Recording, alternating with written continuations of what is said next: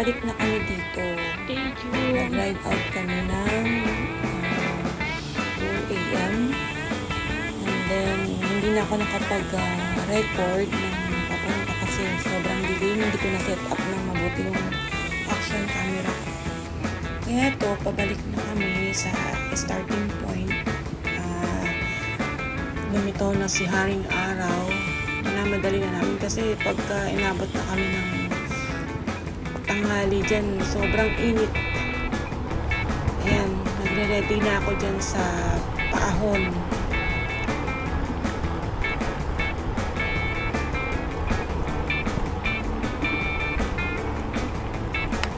Si Habi ang nasa unahan. Ayan, malakas ang tuhod dyan sa paahon. Sa akin, tama lang. Meron kaming kasama ang friend si Ellie. 4 lang kami. Sa Olympic cycle track na pala yan sa May Lucille.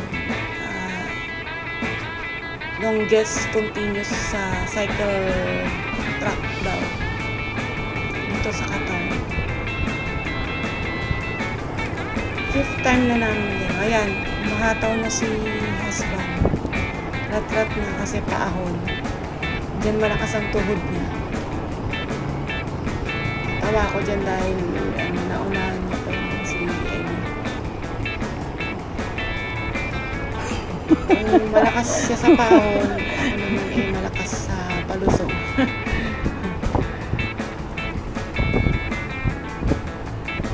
Habulin natin dyan si husband. Ang speed ay bumaba ng 19 ang paahon. Then ang highest speed ko sa palusong 42 yata. Yan, nakaahon na kami. Recover na dyan sa bandang taas. Banayad lang naman ang mga ahon dyan. Pero yan na yung may mga malalaking taas na ahon ay dito sa Qatar. 3 location pa lang naman ang pupuntahan namin. City Ride, Ras Abu Abud, Barwa, and yan sa OCT. Kasi hindi pa namin kabisado yung mga bike lane dito sa Qatar sa tagal namin dito sa 15 years namin kasi ngayon lang naman kami nainggan mag-bike. Ayan na, umatrat na ako dyan. Ayan dyan, nag-42 ang speed ko. Pagulin natin si Habi dyan.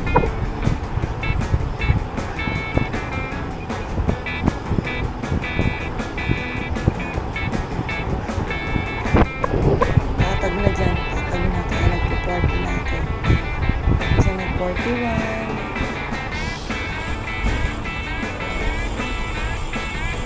Hindi na makita si husband niya. Pero mapapagod din yun. Nakahabol din natin. Ang gandang mag-record pagka ganyang maliwanag eh.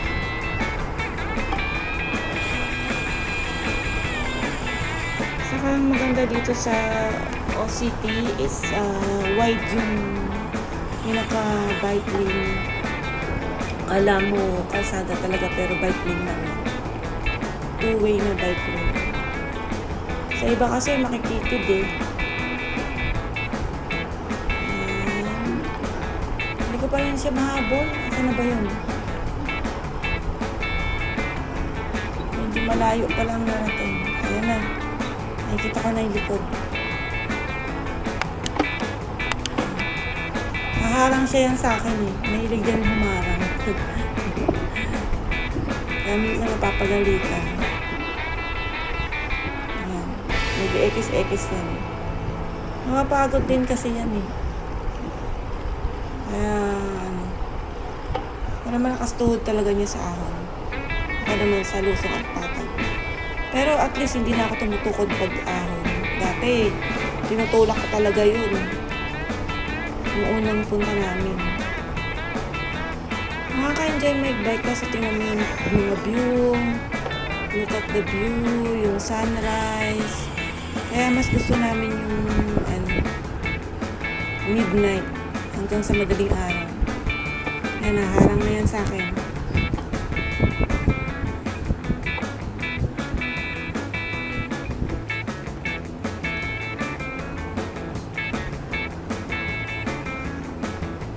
Oh, harangan naman ako. Kaya lumalagpas ako para umiwas sa kanya eh. Baka masemplang na naman eh. Yan, medyo recover na kami dyan. Nag-low na kami ng speed. Hintayin namin yung mga kasama namin kasi medyo napalayo na kami. Asa na? Lapit-lapit na rin kami sa aming starting point. Ang oras na yata dyan is 5:30 AM. I'm not sure. On!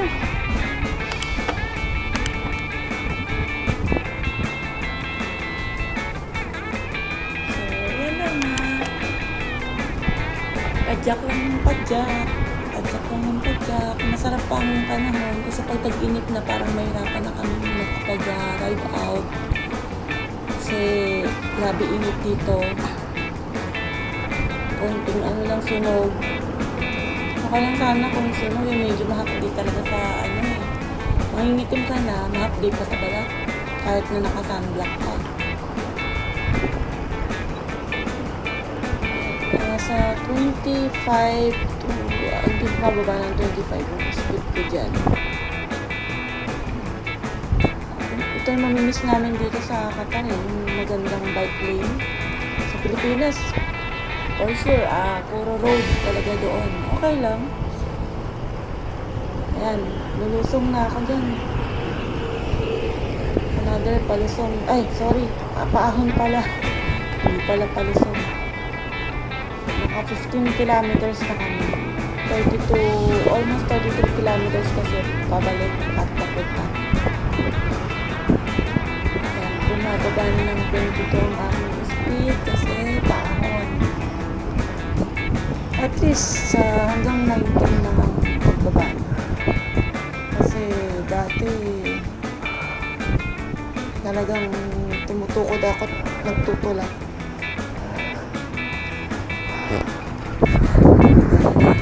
Selfie na. Ayan na pala yung mga kasama namin sa likod. Nakasunod na pala.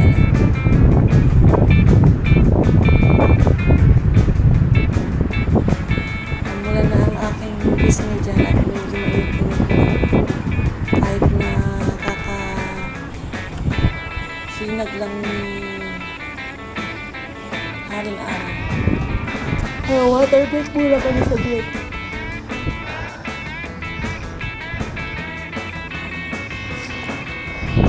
Tapos rat-rat na ulit. Pero tsikahan mo na lang konti. Grabe, hingal ko dyan sa pagpapasyat. Nakakapagod naman talaga. Correction na pala, 66 kilometers siya. Balikan. Papunta, 33 kilometers. Pabalik, 33 kilometers. Kaya total of 66 kilometers. Kaya na ano siya sa Guinness World Record na longest continuous path sa Para sa kayo may gas-gas sa handle. longest continuous cycle path. Ayun o, yung sa preno mo. Ay, wala. Sabi nga nila. Hirap pala mag-voice over. Hindi na kasi Ako tuhod ang tumama sa akin. Nagraratratan kami dyan lagi ni husband. Parang laging nakikipagkaralan kasi. Alam niyo na, para makapag-practice, para ilagay sa Pinas, hindi na kami Tatlo pa. sasamahan namin yung grupo. 5. Pagka Ano, tara na. Nagre-ready lang kami. Pahinga dahil gumatrat ng saka para Ang daming tuloy na nalagaanan natin. Go na ulit.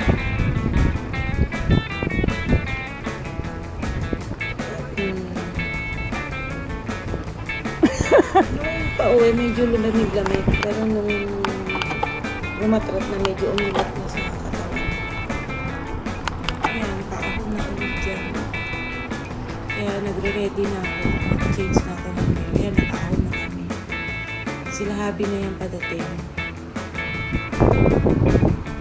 Medyo na ulit nung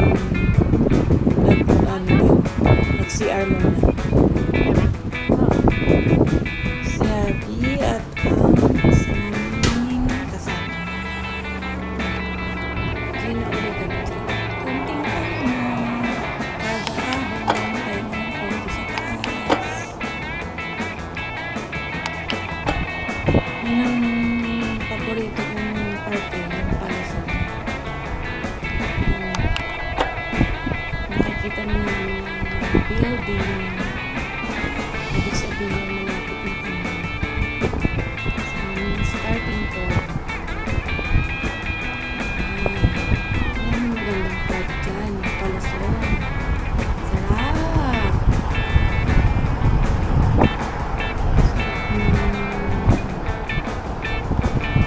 Sarap, sabi nga ni Ina, sarap mag-balik.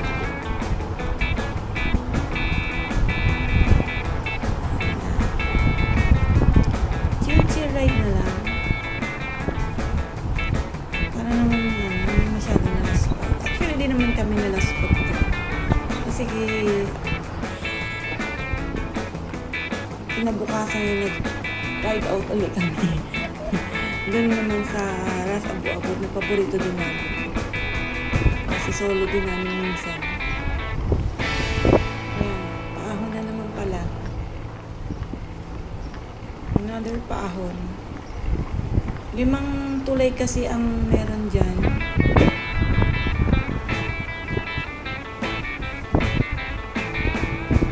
Ang paahon na matataas.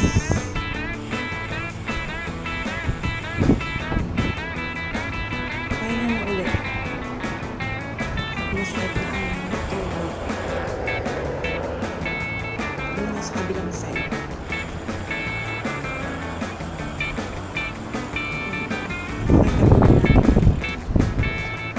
View sa tulay. Doon na ulit. May tunnel din. Pinapaayos ko yung kadena niya kasi medyo tumutulog. Isang ko na tayo. Palag na!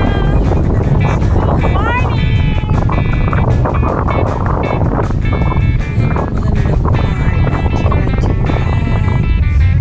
Hindi ako marunong dito ng isa kami. Ikaw nakapag-video lang sa iyo. Ayun, kaya-kaya ka.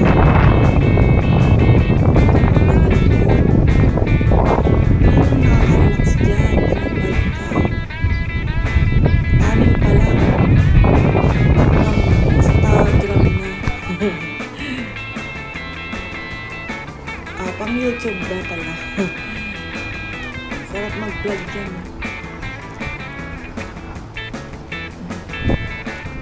Chill ride lang. Sarap mag-bike.